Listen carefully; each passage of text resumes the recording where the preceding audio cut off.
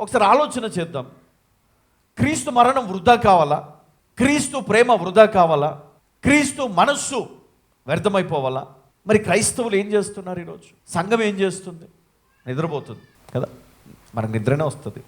వాక్యం వినేటప్పుడు అందులో ఉన్నటువంటి మరి ఆ సత్యాన్ని వెతకాలి మనం కదా. బంగారాన్ని దాన్ని వడగట్టి చాలా సేపు ఆ నీళ్లను ఆ మట్టిని వాళ్ళు శుద్ధి చేసి చివరకు అడుగున కొంచెం బంగారం వస్తే అవన్నీ సేకరించి తర్వాత అవన్నీ కూడా మరి బాగా మరిగించి దాంట్లో నుంచి మరి ప్యూర్ గోల్డ్ని వాళ్ళు బయటికి తీయడం జరుగుతుంది. చాలా పెద్ద ప్రాసెస్ అది. సో దాన్ని ఎంత శ్రద్ధగా వారు మరి వెతుకుతారు, వెండిని వెతికినట్టు, బంగారంను వెతికినట్లు.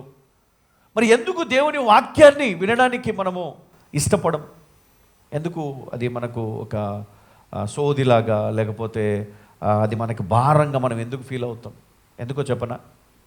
నీ మనసు సిద్ధంగా లేదు. ఫస్ట్ ఆఫ్ ఆల్ నీ మనస్సు సిద్ధంగా ఉన్నప్పుడు దేవుడు వాక్యమును ఆయన వెదజల్లుతాడంట, ఆయన సత్యాన్ని బోధిస్తాడంట.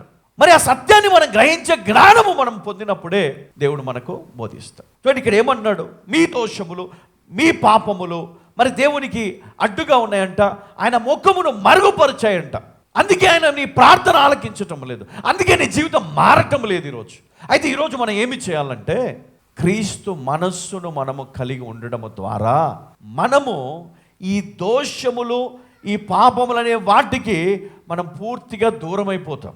మన జీవితంలో క్రీస్తును పోలి క్రీస్తు మనస్సును కలిగి మనం బ్రతకగలిగితే నిజంగా మన జీవితము ధన్యము.